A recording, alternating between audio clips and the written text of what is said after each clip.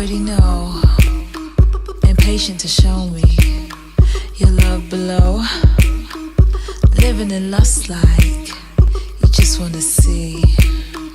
Come a bit closer. Here, take a peek. Make a say.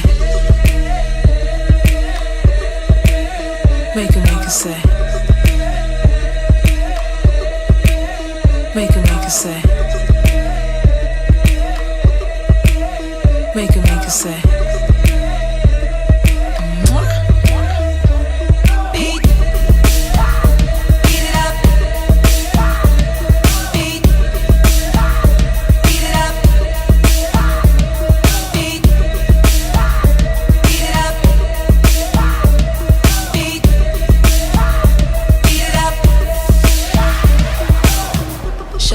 Daddy.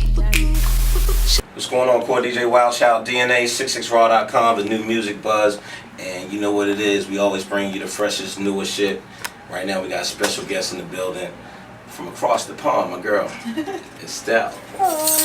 Estelle, what's going on? How you been? I'm good, man. How you been? Great. It's great to have you here. Thank you for coming through, first of all. Thank you for having me. You got a crazy single right now. Let's just get to it. You got a crazy single. Thank you. Beat it up. Make us say. Make us say. Yeah. Wow. Like, a lot of us would never expected that from Estelle. Oh, I don't understand that. I think I gave people a bit of a TL for the American boy when I was like, don't like his baggy jeans, but my like was underneath them. Right. You know, and then I went and did Freak.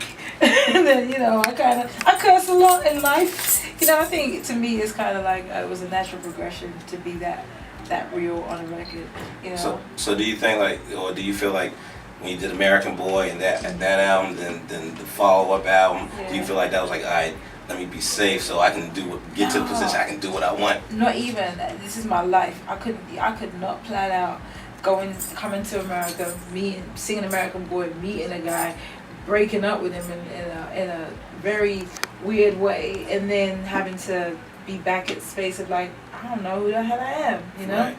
It just so happens I have these songs that come along at the right time too, so, you know? So pretty much, it's your open book. Everything we hear is pretty much just your life. I've always written from that perspective. Before I came here, I wrote my first record was in 1980, talking about growing up as a kid, you know, and I was 20, 21 at the time of writing it. Wow. You know, so that was my first top 10 in UK and Europe.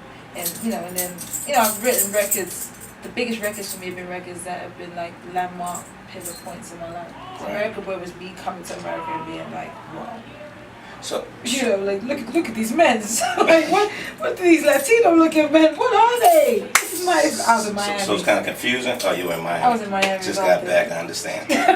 You understand? Yeah, I do understand. You did. Wow. Right. So you know, it's just kind of like it's like a benchmark thing of my life. So what are you still active in the UK on the music scene? I am kind of. It's weird. I go back home and I see these tributes to me. Not tributes, but kind of like Estelle's a legend. You know, legend of the week. And I'm like, what? You're like, I just started. How was that? That's my fourth album. Oh yeah, I've been here for a minute. You know, it freaks me out. Time flies though. It does. It goes. So how do you feel your progression is from your first album to your second album to what you have coming now? All growth. All becoming realer and better at telling the story. Right. And better at telling the viewpoint. I think my life has been like an experiment in how to stay normal and have success. Do you have a favorite out of the album so far? Not yet. No. It's like, you know, what's the quote? Lovejoy's quote when they say the artist's point is to create a definitive piece of work that lives, right? That you can just be proud of. I hear everything wrong with every record. Right. To the point I have to be told, walk away from the damn mixing booth.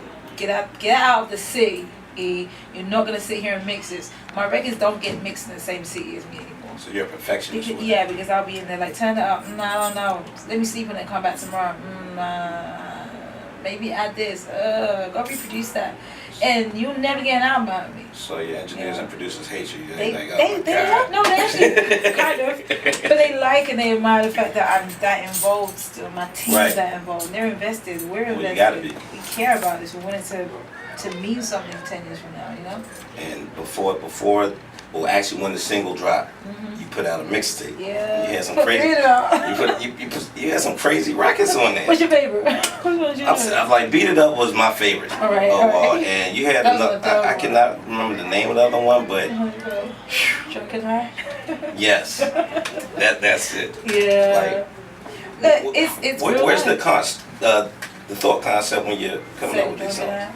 I was tipsy. I was drunk as hell in Atlanta. Oh, so you really were drunk as hell? I was drunk as hell in Atlanta, and we left the club. Again, it's me on the road after breaking up and just, man, I'm just gonna go live, have fun. I got to work, but I'm gonna go where I have to go to these clubs and I'm gonna get turned.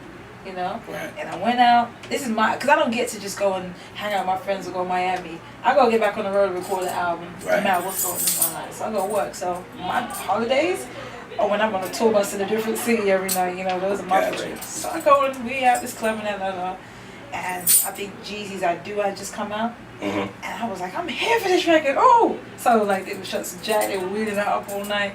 I get back to the hotel. And I'm playing beats just in the house. So you like the club scene also? Not really. Not so much being an artist. It's work. Right. It's work. As an artist, the club scene is always work for me. You know. You ever dress up and try to hide yourself and disguise yourself just to go out? I can't dress up and hide myself at the same time. Doesn't work. Look at these big old lips. They're mine. Yeah, you can't. You know. Look at these lips. No, can't hide these. You know, like this is my face and my eyes. It's pretty distinctive. You know, but like I go and have fun. You know, I don't take it for granted or try and be like, oh, don't bother me. You know, like I don't like to be poked and physically touched in clubs. Like no one does, I don't think. I guess.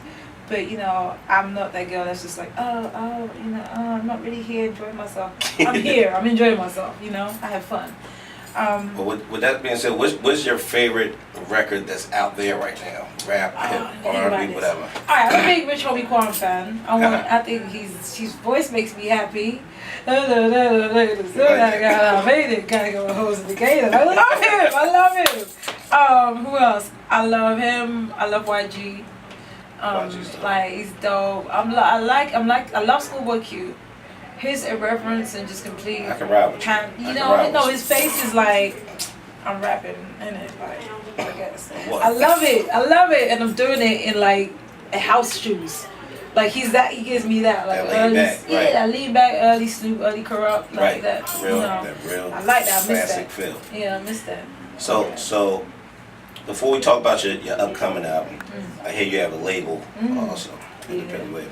I started it. We after all of me, I got the opportunity. I was talking to, you know, I do my business stuff too, you know, so I'm really behind the scenes in my business, and we're talking about, you know, ways to do it and make it more effective. Okay. You know, and ways to do it so we get the returns we want. You know, I think after you've been in the industry so long and you're signed to so many people and so many splits, it's like, I'm busting my ass. And where my checks at? Right. You know, and as the industry moves and as things are starting to like turn around, you're seeing a lot more people take this route of having, you know, your own entity, like Maybach Music. It's been going on for such a long time, but you've only ever seen men do it. You know, I have my own label on a major, BMG. Right. The EST90 records on a major, the same way like Bred has Maybach Music on Warner. Right. You know, in a similar way. So to me, I'm so happy and proud. It's my second time having a label.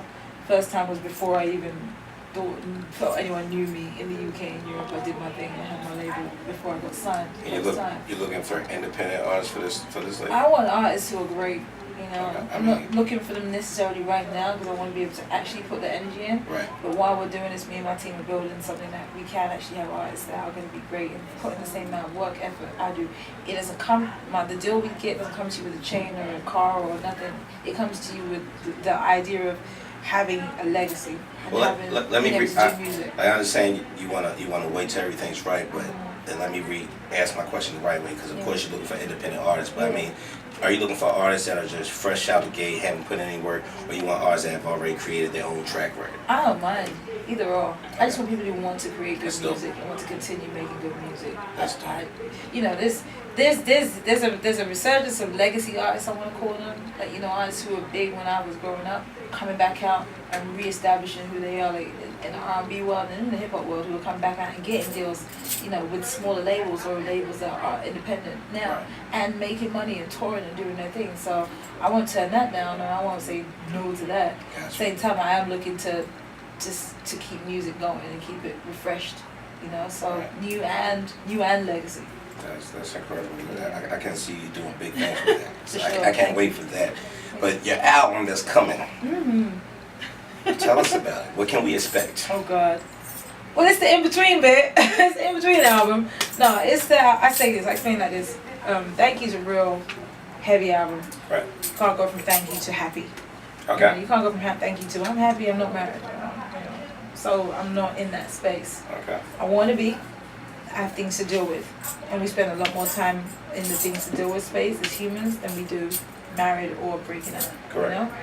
So I thought it's more interesting to talk about that, and that's what I'm doing. You know, Make Us Say is one of the records, part of the passion side of it, part of the courage side So of it. are there more sexual songs on the album? Make them say. You not is there more beating up going on the album? Not as visceral as Make Them Say, no. And that's all the beating up y'all get. That's all the beating up is gonna happen, alright? But like, no, there are definitely records that, you know, ours, every single one of the records were created with that thought in mind. I want a record that was like nice. Who produced that record? Everybody sing. Yeah. Yeah. A guy called D. Smith. Okay, that track is sick. Thank you. He used to produce with Paula the Don and a bunch of other, you know, producers, but so you know, you hear his drums and you hear the way he hit, and the way he thinks is a whole. When you see him, when you feel his vibe, it'll be like, oh, I get it. And as a DJ, first time I heard the record, I said, this doesn't sound like shit that's out here. How I about love it? it. Just like an American Boy came out, right? Off jump. Sound nothing. So keep coming out with crazy records. Thank you. More hits. I sure will. I love that you always have a beautiful soul, always humble. And thank you for coming out. Thank you for having me. Estelle, WildChild DNA, 66raw.com, New Music Buzz. We out here.